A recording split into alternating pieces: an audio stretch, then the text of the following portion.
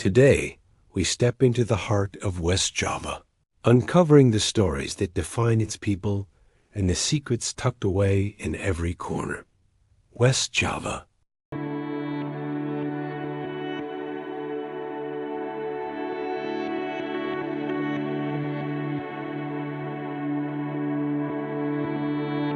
Or Jawa Barat is a province that functions as the psychological and geographical heart of Indonesia.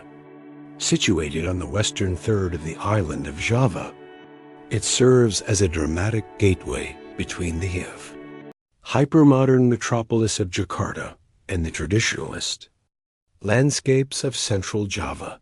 The province is defined by its massive volcanic backbone, a series of towering peaks that form part of the Ring of Fire. These mountains, including the majestic Mount Deed, Mount Pangrongo, and the brooding Tangkuban Perahu, are not merely geological features. They are the architects of the land. Over millennia, their eruptions have coated the valleys in mineral-rich ash, creating some of the most fertile agricultural land on the planet. This fertility is why West Java is a sea of endless green, dominated by terraced rice paddies and velvet-like tea plantations that cling to the steep hillsides. Geographically, the province is a land of three distinct zones. To the north lies the flat, humid alluvial plain that borders the Java Sea, a region defined by its bustling ports and industrial centers. In the center lies the Parahangan, the abode of the gods, a high-altitude plateau where the air is cool. The mist is thick, and the culture is deeply spiritual. To the south, the landscape collapses into the wild, untamed coastline of the Indian Ocean, where massive waves crash against limestone cliffs and hidden turquoise bays. This diversity makes West Java a microcosm of the entire Indonesian archipelago.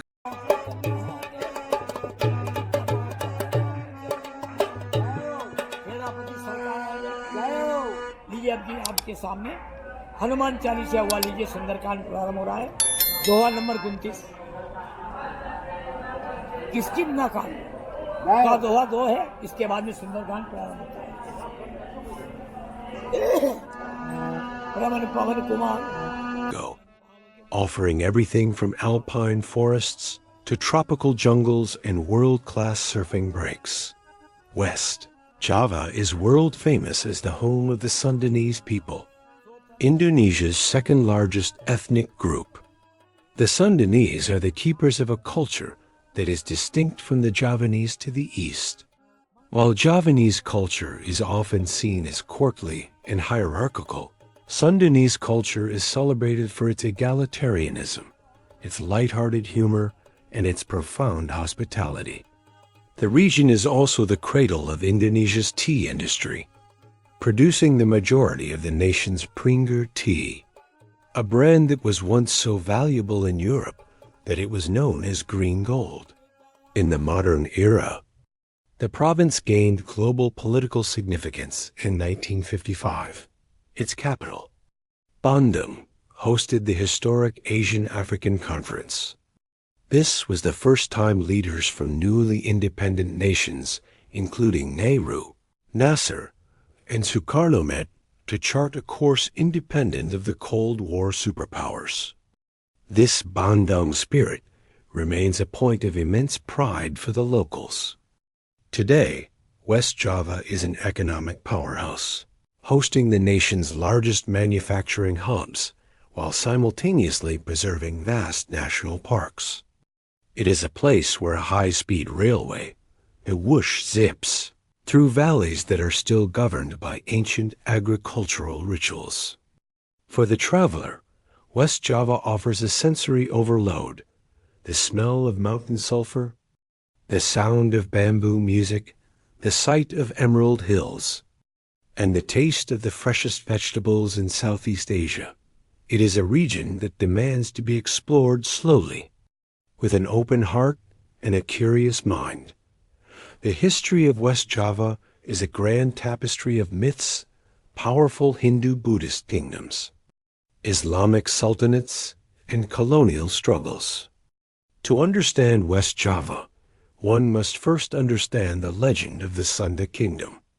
Unlike the massive empires of central Java that built structures like Borobudur, the Sundanese kings of the 7th to 16th centuries prioritized harmony with nature.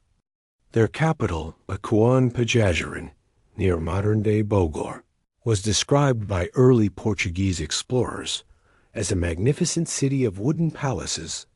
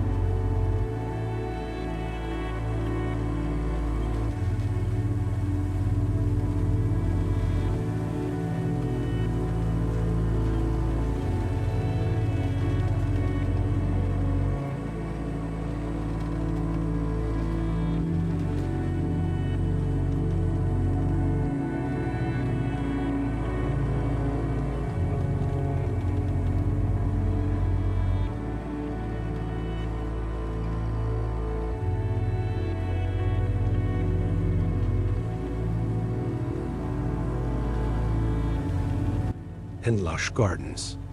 The most revered figure in this history is King Siliwangi. According to folklore, Siliwangi was a wise and mystical ruler who brought a golden age to the region. His reign ended not with a defeat in battle, but with a disappearance into the spirit realm to avoid a bloody conflict with his own son, who had converted to Islam. This legend explains the deep-seated Sundanese respect for ancestral spirits and the natural world. Transition from the Hindu-Buddhist era to the Islamic era was marked by the rise of the Sultanate of Cirebon on the northern coast. Founded by Sunan Gunung Jati, one of the 9 saints, Wali Songo, who spread Islam in Java, Cirebon became a cosmopolitan melting pot. Because it was a major port on the maritime Silk Road, it absorbed influences from China, Arabia, and India. This is why the heritage of Cirebon is so unique. The royal palaces, or kratens, are adorned with Ming Dynasty porcelain tiles and Dutch Delftware, while the architecture retains Hindu-style split gateways. The Kraton Kasepuhan, built in 1529, remains one of the oldest standing palaces in Indonesia, serving as a living museum where the Sultan's descendants still reside and maintain ancient rituals. The 17th century brought the Dutch East India Company, VOC, which fundamentally altered the landscape of West Java. The Dutch realized that the cool, volcanic soil of the highlands was perfect for cash crops. They introduced coffee and tea, turning the Parahyangan into a massive plantation system. To facilitate the transport of these goods, Governor-General Herman Willem Diendels commissioned the Great Post Road, De Groot Postweg, in 1808. This 1,000-kilometer road was a brutal feat of engineering that claimed thousands of local lives, but effectively opened the interior of West Java to the world. Along this road, cities like Bandung were born. Originally a small village, Bandung was developed into a sophisticated European-style city in the early 20th century. Dutch architects used it as a playground for Art Deco experimentation, creating iconic buildings like the Villa Isala and the Savoy Home and Hotel. However, the heritage of West Java is also one of fierce resistance. During the Indonesian National Revolution, 1945 to 1949, the province was a primary battleground. The Bonding Sea of Fire, Bandung Lawton Api in 1946 is the most poignant moment in this struggle. Rather than surrendering the city to British and Dutch forces, Indonesian revolutionaries and citizens deliberately set fire to southern Bandung, retreating into the mountains in a massive exodus. This act of total resistance is immortalized in monuments and songs that every schoolchild in West Java knows by heart. Today, the heritage districts of West Java are a fascinating mix of these eras. In the city of Bogor, the Dutch colonial influence is visible in the sprawling botanical gardens and the elegant presidential palace. In Sumedang, the local museum houses the regalia of ancient princes. Perhaps most mysterious of all is Gunung Padang in Cianjur. This megalithic site consists of thousands of volcanic stones arranged in 5 terraces on a hilltop. Some archaeologists believe it may be one of the oldest man-made structures in the world, predating the pyramids of Egypt. Whether exploring the prehistoric stones of Gunung Padang, the royal halls of Cirebon, or the Art Deco boulevard,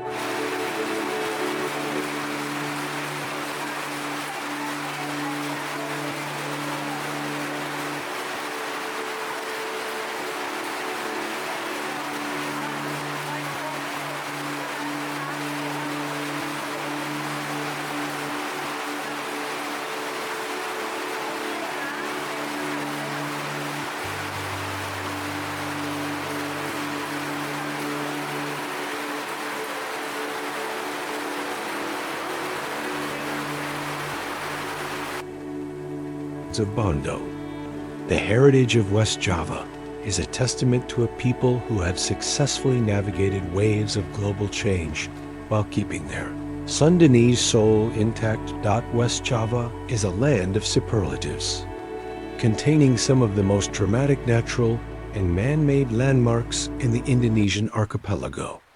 The journey through its attractions usually begins in the provincial capital, Bandung, a city that perfectly blends its Paris Van Java colonial past with a vibrant, creative present. The most iconic landmark here is Gedung Sate, built in 1920 to serve as the Dutch government headquarters. Its neoclassical design is topped by a unique central spire with 6 ornaments that resemble a traditional Sate skewer. Today, it serves as the governor's office and features a world-class museum. Just a few blocks away is Jalan Braga, the cultural soul of the city. This cobblestone street is lined with preserved colonial buildings, vintage cinemas, and cafes that make you feel as though you have stepped back into the 1930s. However, the true must-see landmarks of West Java are its volcanoes. Tangkuban Perahu, located about 30 kilometers north of Bandung, is one of the few places in the world where you can drive right up to the rim of an active volcanic crater. The name translates to upturned boat, and the site is vast, featuring multiple craters including the massive white smoke-spewing Kawah Putih. Walking along the rim, surrounded by the smell of sulfur,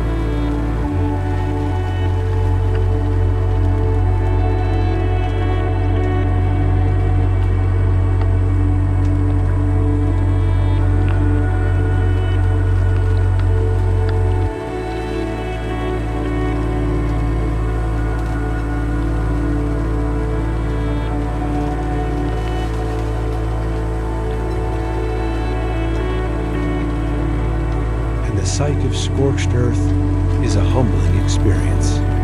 In the opposite direction, south of the city, lies Kawah Putih White Crater in Sewadi. This is perhaps the most ethereal spot in Indonesia.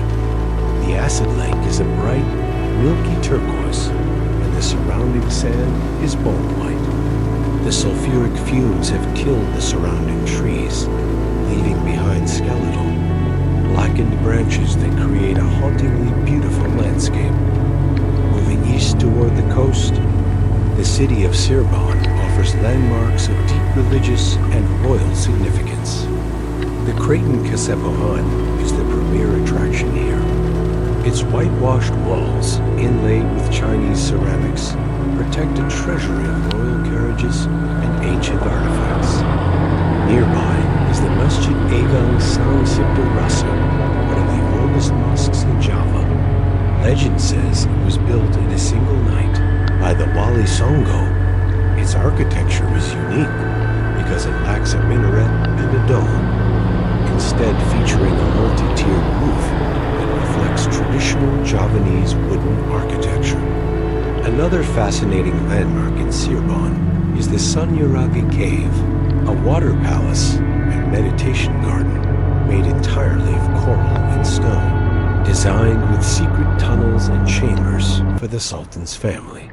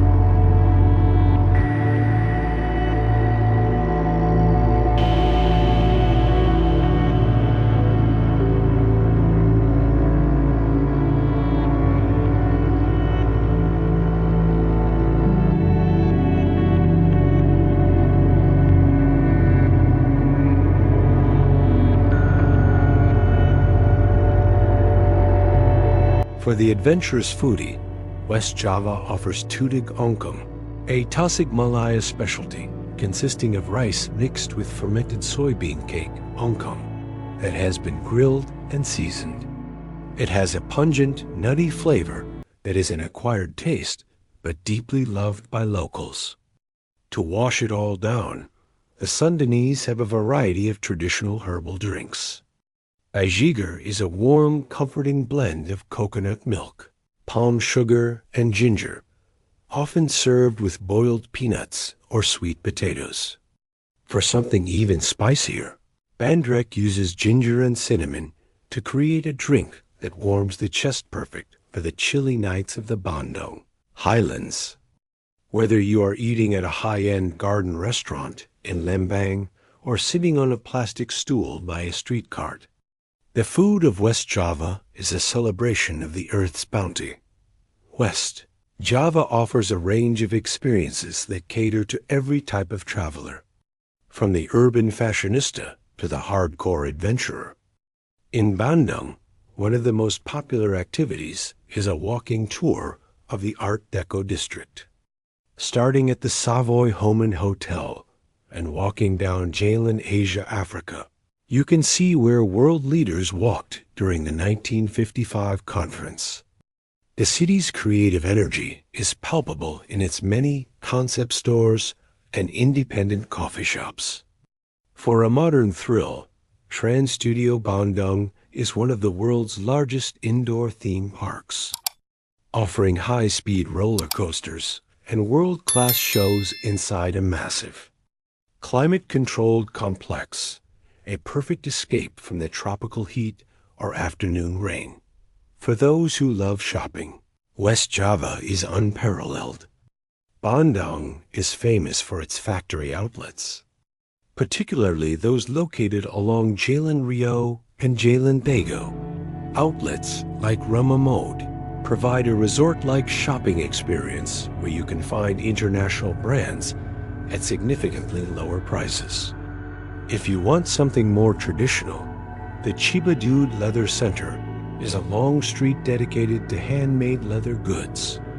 Here, you can watch craftsmen at work and even commission a pair of custom-made leather boots that will be ready in just a few days. The quality of craftsmanship in West Java is so high that many of these local artisans produce goods for major international labels. Nature-based experiences are where West Java truly shines. One of the most exhilarating activities is whitewater rafting on the Sidrack or Sikati rivers in Sukabumi. These rivers offer various grades of rapids, suitable for both beginners and adrenaline junkies, all set against a backdrop of dense tropical jungle and local villages. For a more tranquil water experience, body rafting in the Green Canyon is essential. You don flotation gear and let the gentle current pull you through a massive cathedral-like canyon, jumping off rocks into emerald pools and swimming under curtains of falling water. It is a surreal, immersive way to experience the raw beauty of the southern coast. For families and animal lovers, Taman Safari Indonesia in Bogor offers a unique safari journey. Unlike a traditional zoo, you drive your own vehicle or a safari bus through massive enclosures where lions, tigers, giraffes, and zebras roam freely. You can even roll down your window to feed carrots to friendly llamas and deer. After the drive, the park offers a massive water park and educational animal shows. In the highlands of Siwidi, you can visit Rangka Upas, a deer conservation center where you can step into a misty, grassy meadow to feed Javanese deer by hand. The cool air and the sight of the deer emerging from the fog make it feel like a scene from a fairy tale. Finally, no trip to West Java is complete without a tea plantation trek.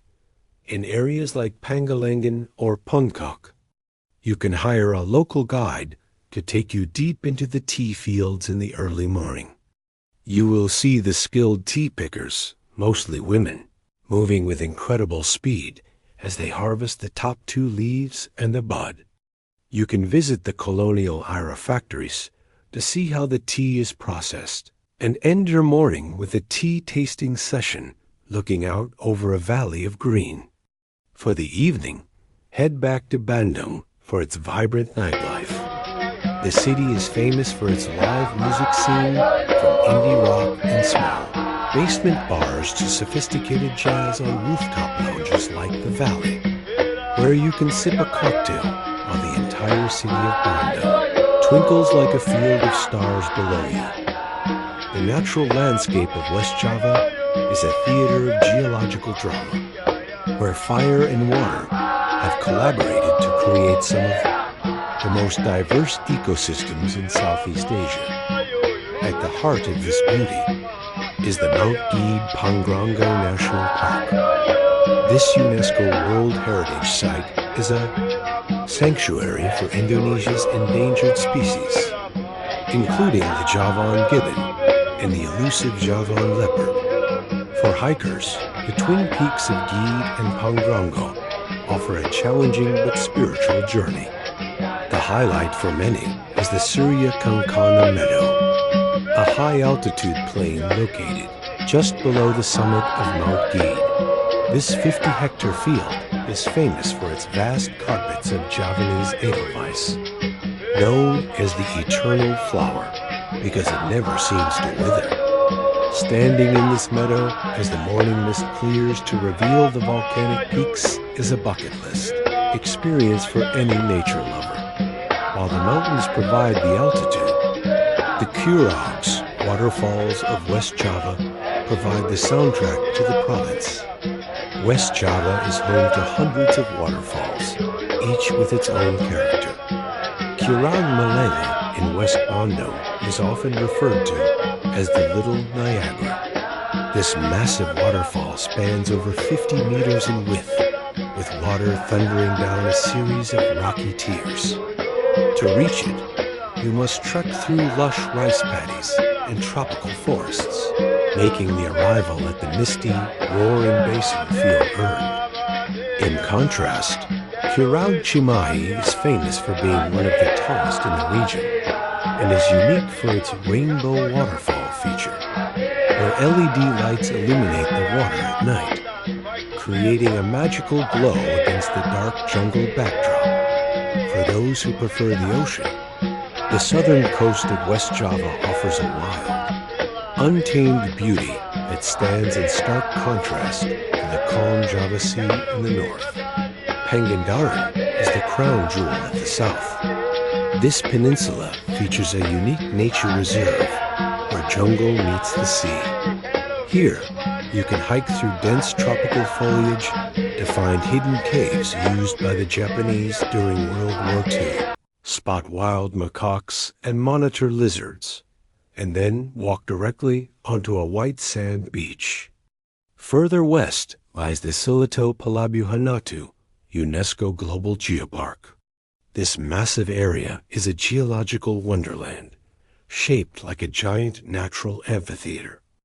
It features ancient rock formations that are over 60 million years old, thundering waterfalls that drop directly toward the sea, and some of the best sunset viewpoints in Indonesia, such as Puncak Dharma. Day trips from the major cities also offer quick escapes into nature.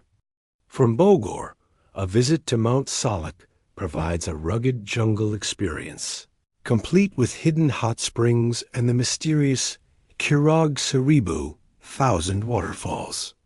From Bandung, the stone garden in Pangalengan offers a surreal landscape. Located on top of a hill, it is a garden of ancient coral stones that were pushed up from the ocean floor millions of years ago. Walking through these limestone pillars feels like traversing a prehistoric alien planet. Whether it is the sulfuric hot springs of Shiader, where you can bathe in volcanic mineral water, or the serene, pine-scented air of the orchid forest Sakol, nature in West Java is not just a backdrop, it is an immersive, living entity that rejuvenates the soul. Navigating West Java is a study in contrasts, ranging from the hyper-modern to the charmingly traditional. The most significant advancement in recent years is the Wush high-speed railway, the first of its kind in Southeast Asia, connecting Jakarta to Bandung in approximately 45 minutes. It has transformed West Java into a viable day trip destination from the capital. The trains are sleek, quiet, and reach speeds of up to 350 kilometers per hour, arriving at the Pangalengan or Tegalur stations. For those who enjoy a more leisurely pace, the Argo Parahangan regular train remains a favorite.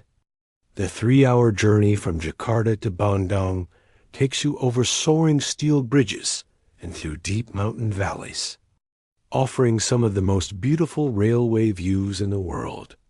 Once you arrive in a city like Bandung, Bogor, or Cirebon, the most efficient way to get around is by using ride-hailing.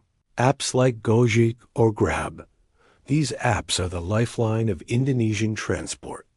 You can choose a car, GoCar, Grab Car, for comfort, or a motorbike taxi, GoRide, Grab Bike, to zip through the infamous Macet traffic jams.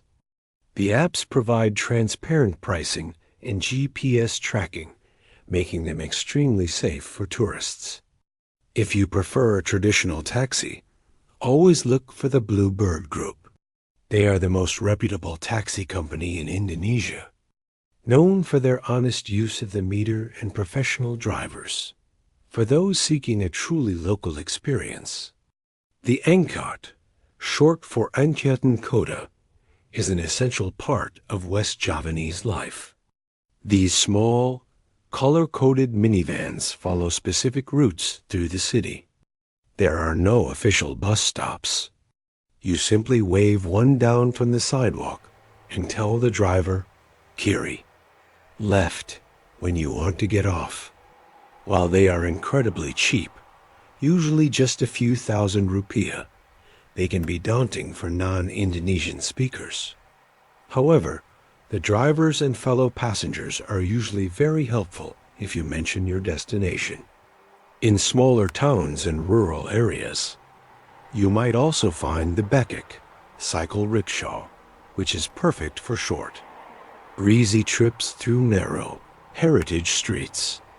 If you plan on exploring the rural nature spots like the Silitu Geopark or the remote tea plantations, the most practical tip is to hire a private car and driver. Driving yourself in West Java is not recommended for tourists due to the narrow, winding mountain roads and the unpredictable flow of motorbikes. A private driver usually costs between $40 and $60 per day, including fuel and their own meals. Not only does this provide comfort, but a local driver acts as an informal guide, knowing the best roadside warungs, small eateries, and hidden viewpoints that aren't on Google Maps. Remember that traffic in West Java, especially on weekends and public holidays, can be intense. Always allow double the estimated travel time when moving between cities. Shopping in West Java is an adventure that spans from the high-gloss floors of modern malls to the dusty workshops of master craftsmen. Bandung has earned the title of the fashion capital of Indonesia, and for good reason. The city's factory outlets are a major draw for domestic and international tourists alike. Located primarily on Jalan Rio and Jalan Dago, these outlets are often housed in beautiful colonial-era mansions. They offer export-quality clothing from major global brands at a fraction of the price. Roma Mode is the most famous of these, offering a sprawling, resort-like atmosphere with gardens and fountains. That makes shopping feel like a luxury holiday for those looking for authentic cultural souvenirs. West Java offers world-class craftsmanship. The wayang golek is the most iconic. These are three-dimensional wooden puppets used in traditional Sundanese theater. Each puppet is a masterpiece of hand carving and painting, dressed in miniature batik costumes with intricate headpieces. You can visit workshops in the Jelakong village to see artists at work. These puppets are not just decorations. They represent characters from ancient epics and carry the spirit of Sundanese storytelling. Another essential purchase is Sundanese batik, while Central Java is known for its earthy browns and indigos. West Javanese batik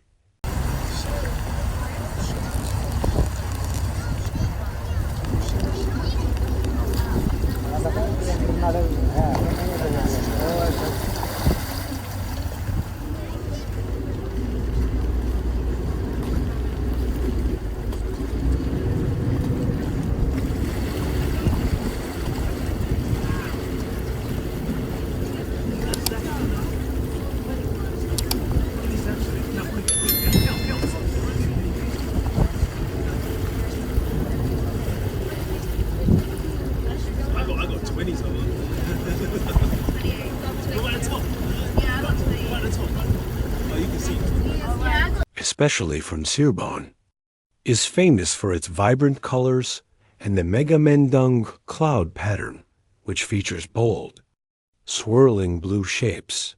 Safety and health are generally excellent in West Java, but common-sense precautions apply.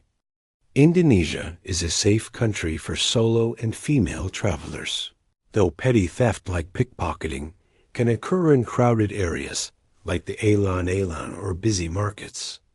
Always keep your backpack in front of you in crowded transport. Regarding health, never drink tap water. Bottled water is cheap and available at every Indomaret or Alphamart convenience store.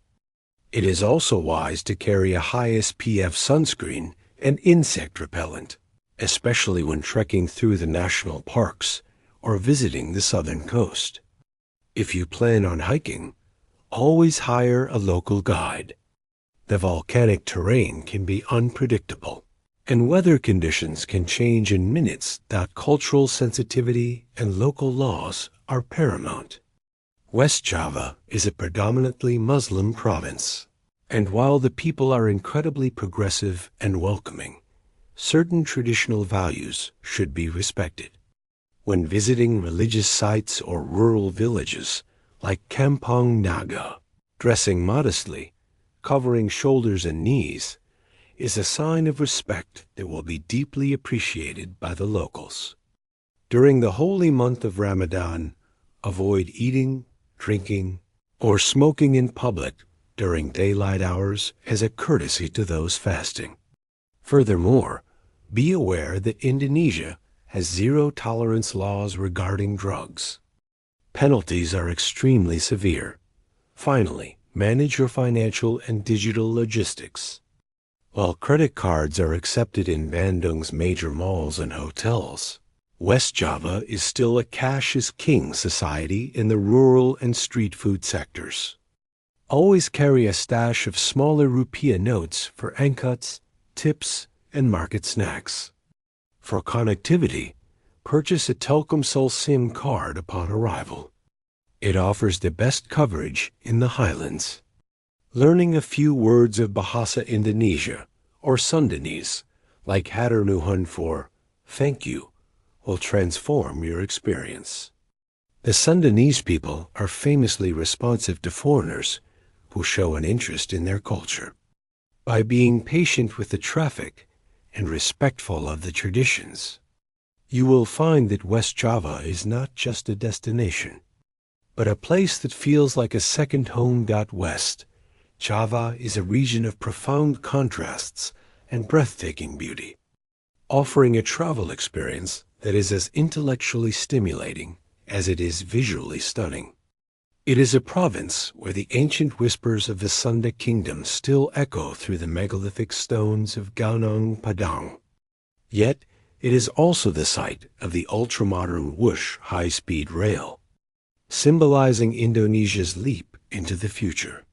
From the cool Art Deco boulevards of Bandung, the Paris of Java, to the misty, emerald tea plantations of the Parahyangdan Highlands, West Java provides a sensory journey that few other places on Earth can match. The heart of West Java, however, is not just its landscapes, but its people. The Sundanese culture, with its philosophy of Selaya Sa, Selia Si, Selia Su, provides a blueprint for communal harmony and hospitality.